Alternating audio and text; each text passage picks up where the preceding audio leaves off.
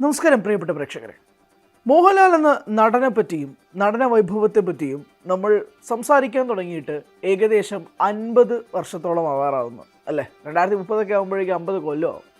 പക്ഷേ ഈ നടൻ ഇനിയും ഇനിയും ഇനിയും മലയാളികളെ എന്തിനാണ് ഞെട്ടിക്കുന്നത് എന്നുള്ളതിന് സത്യമായിട്ട് എനിക്കൊരു മറുപടിയില്ല.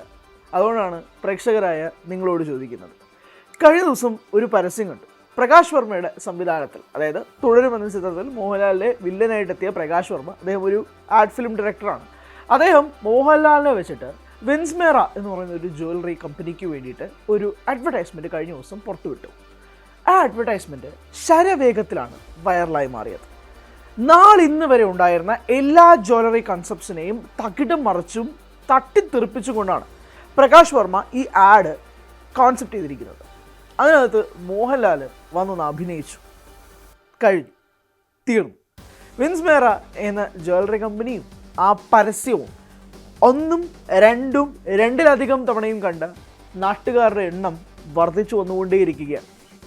മോഹൻലാൽ എന്ന നടൻ ജ്വല്ലറി അണിഞ്ഞ് ആ ജ്വല്ലറിയെ എൻഹാൻസ് ചെയ്ത് ആ ജ്വല്ലറിയോട് പ്രണയം തോന്നുന്ന രീതിയിൽ അഭിനയിച്ചു കൊണ്ടിരിക്കുമ്പോൾ എന്താണ് ആ അഡ്വർടൈസ്മെൻറ്റ് കണ്ട് ഒരു പ്രേക്ഷകൻ എന്ന രീതിയിൽ തോന്നിയത്?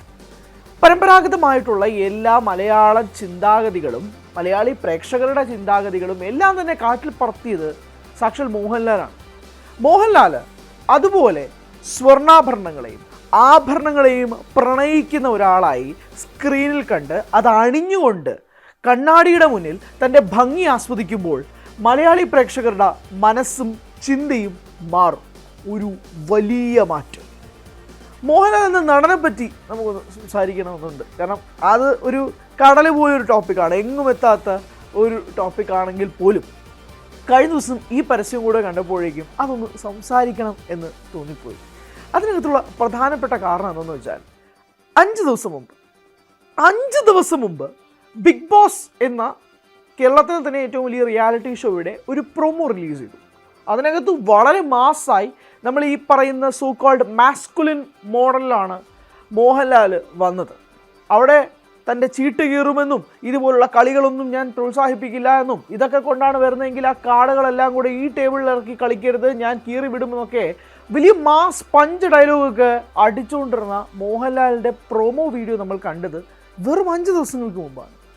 നാളുകൾക്ക് ശേഷം നമ്മൾ കാണുന്നത് ആഭരണങ്ങളെ ആസ്വദിക്കുന്ന, അത് അണിഞ്ഞുകൊണ്ട് കണ്ണാടിയുടെ മുന്നിൽ നിന്ന് തൻ്റെ സൗന്ദര്യത്തെ വർണ്ണിക്കുകയും അതനുസരിച്ച് നൃത്തച്ചുവടുകളും വയ്ക്കുന്ന മോഹൻലാലിനെയാണ്. ഒരു സോ കോൾഡ് ഫെമിനിൻ നേച്ചർ എന്ന് വിളിക്കാൻ പറ്റുന്നതാണ് അത്. എന്ത് ബ്യൂട്ടിഫുള്ളായി, എന്ത് ഭംഗിയായിട്ട് ഒരു നടന് ഒരു ആഴ്ചത്തെ കാലയളവിൽ ഒരു 2 കംപ്ലീറ്റ്ലി എൻറ്റയർലി ഡിഫറെൻറ്റ് 2 പോർട്രയൽസിനെ ഹാൻഡിൽ ചെയ്യാൻ പറ്റുന്നതായിട്ട് ഒന്ന് ആലോചിച്ച് നോക്കി.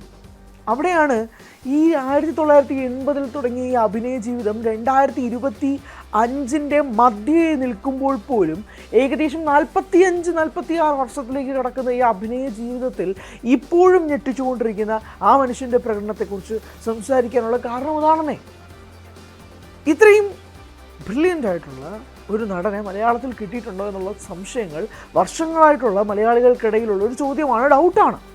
2024 അദ്ദേഹത്തിൻ്റെ വർഷമായിരുന്നില്ല. പക്ഷേ 2025 ഇതിനോടകം തന്നെ 500 കോടിയിലേറെ രൂപ മലയാള സിനിമയ്ക്ക് വേണ്ടി സംഭാവന ചെയ്തിട്ട് ഒരു വലിയ തൂണ് പോലെ നിൽക്കുകയാണ് മനുഷ്യൻ. ഇനി ഓണത്തിന് ഹൃദയപൂർവ്വം എന്ന സത്യനന്ദിക്കാടിൻ്റെ ചിത്രം റിലീസ് ചെയ്യാനുണ്ട്. വരാൻ പോകുന്നത് ഒരുപറ്റം യുവാക്കളുമായിട്ടുള്ള ഒരു വളരെയധികം പ്രോമിസിംഗ് ആയിട്ടുള്ള ലൈനപ്പുകളാണ്. അതിൻ്റെ കൂട്ടത്തിലാണ് ഇതുപോലുള്ള അഡ്വർടൈസ്മെൻറ്റ്സും കൊണ്ട് മോഹൻലാൽ ഞെട്ടിക്കുന്നതെന്ന് ആലോചിക്കുക. ഞാൻ പറയാം, എൻ്റെ കാഴ്ചയിൽ ഇതുവരെ ഒരു പരസ്യത്തിൽ ഒരു പ്രധാനപ്പെട്ട നടൻ ഇതുപോലൊരു ചുവട് വയ്ക്കുന്നതായിട്ട് എൻ്റെ ശ്രദ്ധയിൽപ്പെട്ടിട്ടില്ല. ഇതൊരു വളരെ ഡെയർ മൂവാണെന്ന് പറയേണ്ടിയിരിക്കുന്നു. ഇതെന്തുകൊണ്ട് ഡെയർ മൂവാണെന്ന് ഞാൻ പറയാം. കാരണം സാധാരണയായി ഇപ്പോൾ ഇതൊരു ഡെയർ മൂവാണ് എന്ന് പറയുമ്പോഴേക്കും ആളുകൾ ഇത് നോർമലൈസ് ചെയ്യാൻ ശ്രമിക്കാറുണ്ട്. എന്തിനാണ് ഇതിനൊരു ഡെയർ മൂവ് എന്ന് വിളിക്കുന്നത്? ഇത് സമൂഹത്തിൽ ഉള്ളൊരു കാര്യമല്ലേ, അത് മോഹൻലാൽ ചെയ്തു അത്രയല്ലേ ഉള്ളൂ എന്ന് ചിന്തിക്കുന്നവരുടെ മുന്നിലാണ് ഞാനിത് പറയാൻ പോകുന്നത്. പരമ്പരാഗതമായി സ്ത്രീകൾ മാത്രം ഉപയോഗിക്കുന്ന മാല, വള, മോതിരങ്ങൾ ഇതെല്ലാം യൂസ് ചെയ്യുന്നതോടുകൂടി തന്നെ ഇതൊരു വളരെ നോർമൽ ആയിട്ടുള്ളതാണ്. ഇതൊരു യൂണിസെക്സ് ആണെന്നും ഉള്ള കാര്യങ്ങൾ കൂടി മോഹൻലാൽ പറയുന്നുണ്ട്. കാരണം സാധാരണ ഇതൊക്കെ ആണുങ്ങൾ ധരിക്കുമ്പോഴേക്കും സമൂഹത്തിൽ ഇപ്പോഴും ഉയരുന്ന ചോദ്യങ്ങൾ പലവിധമാണ്. പല കാര്യങ്ങളിലും സൊസൈറ്റിയിൽ വലിയൊരു മുന്നേറ്റവും പല മേഖലകളിലും സൊസൈറ്റിയിൽ വലിയ മുന്നേറ്റങ്ങളും പുരോഗതികളും പ്രോഗ്രസീവ് ചിന്താഗതികളും ഒക്കെ വന്നിട്ടുണ്ടെങ്കിൽ പോലും ജ്വല്ലറിയുടെ കാര്യത്തിൽ അതിപ്പോഴും വലിയ പ്രകടമായ മാറ്റമൊന്നുമല്ല. പക്ഷെ നിങ്ങൾക്കറിയാം, ഒരു പരസ്യത്തിലൂടെ അത് മോഹൻലാൽ ആണ് ആ പരസ്യം ചെയ്യുന്നതെങ്കിൽ, മോഹൻലാൽ ഇതുപോലൊരു അവതാർ ആയിട്ട് വരികയാണെങ്കിൽ എന്തൊരു ചേഞ്ചാണ്, എന്തൊരു ഡ്രാസ്റ്റിക് ട്രെമൻഡസ് സ്പീഡ്ഫുൾ ചേഞ്ചാണ് ഒരു സൊസൈറ്റിക്ക് വരുത്താൻ സാധിക്കുക എന്നുള്ളത് ഒന്ന് ആലോചിച്ച് നോക്കുക. അതിന് ഏറ്റവും വലിയ ഉദാഹരണമാണ് കഴിഞ്ഞ ദിവസം ആ ആഡ് റിലീസ് ചെയ്തതിന് ശേഷം ഇപ്പോൾ ഈ വീഡിയോയിൽ ഞാൻ നിങ്ങളോട് സംസാരിക്കുന്നത് വരെ ഈ സൊസൈറ്റിയിൽ ഉണ്ടായിട്ടുള്ള ചേഞ്ചസ്. അതിനറിയണമെങ്കിൽ ഈ ജ്വല്ലറി ഗ്രൂപ്പായ വിൻസ്മേറയുടെ ഇൻസ്റ്റഗ്രാം പ്രൊഫൈലിലോ ഫേസ്ബുക്ക് പ്രൊഫൈലിലോ പ്രകാശ് വർമ്മയുടെ പ്രൊഫൈലിലോ കയറിയിട്ട് ഈ വീഡിയോയുടെ കോമൻറ്റ് സെക്ഷൻ ഒന്ന് നോക്കിയാൽ മതി. നിങ്ങൾ 10 വർഷങ്ങൾക്ക് മുമ്പ് ഇതുപോലൊരു പരസ്യം കണ്ടതിന് ശേഷം ഉണ്ടാകാൻ പോകുന്ന കോമൻറ്റ് സെക്ഷനും നിങ്ങൾ ഇന്ന് നിങ്ങളുടെ കൺമുന്നിൽ കാണുന്ന ആളുകളുടെ നിരീക്ഷണ ബോധവും അവരുടെ അനാലിറ്റിക്കൽ പോയിൻറ്റും കമൻറ്റ് സെക്ഷനിൽ ഒന്ന് കണ്ടു നോക്കിക്കേ. There lies the difference. അവിടെയാണ് എന്ത് സ്പീഡായിട്ടാണ് സൊസൈറ്റിക്ക് മാറാൻ ഒരു ആർട്ടിസ്റ്റിനെ കൊണ്ട് അയാളുടെ ഇൻപുട്ട് കൊണ്ട് കഴിയാൻ സാധിക്കും. അതും പ്രത്യേകിച്ചും മോഹൻലാലിനെ പോലെ മലയാളികൾ അത്രമേൽ വിശ്വസിക്കുന്ന, മലയാളികൾ 46 കൊല്ലമായി സ്നേഹിക്കുകയും പ്രേമിക്കുകയും ചെയ്യുന്ന ഒരു താരം കൊണ്ടുവരാൻ പോകുന്ന ഏറ്റവും വലിയ മാറ്റത്തിന് ഉദാഹരണവും കൂടിയാണ് ഈ പ്രധാനപ്പെട്ട അഡ്വർടൈസ്മെൻ്റ് എന്ന് വിളിക്കേണ്ടി വരും. പ്രകാശ് വർമ്മ ഇതുപോലുള്ള പല അഡ്വർടൈസ്മെൻറ്റ്സും ഉണ്ടാക്കിയിട്ടുണ്ടെങ്കിൽ പോലും, സൊസൈറ്റിയിൽ ഒരുപാട് ചേഞ്ചസ് ഉണ്ടാക്കുന്ന അഡ്വർടൈസ്മെൻറ്റ്സ് ഉണ്ടാക്കിയിട്ടുണ്ടെങ്കിൽ പോലും, തുടരുമെന്ന ചിത്രത്തിന് ശേഷം മലയാളി ഒട്ടാകെയുള്ള പ്രേക്ഷകർക്ക് പ്രകാശ് വർമ്മയെയും കൂടി അറിയാം.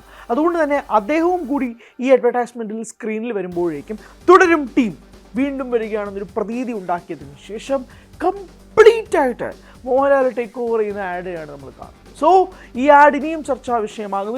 ഇതൊരു ചർച്ചയാക്കപ്പെടേണ്ട ആഡാണ്, ഇതൊരു സംസാര വിഷയമാക്കപ്പെടേണ്ട ആഡാണ്. സോ ഈ പരസ്യം കണ്ടവരാണ് നിങ്ങളെങ്കിൽ നിങ്ങളുടെ അഭിപ്രായങ്ങൾ രേഖപ്പെടുത്തുക. ഇനി അഥവാ നിങ്ങൾക്ക് ഞാൻ പറഞ്ഞതുപോലുള്ള ഒന്നുമല്ല ഫീൽ ചെയ്തതെങ്കിൽ അതും കമൻറ്റ് ബോക്സിൽ രേഖപ്പെടുത്തുക. Thank you so much.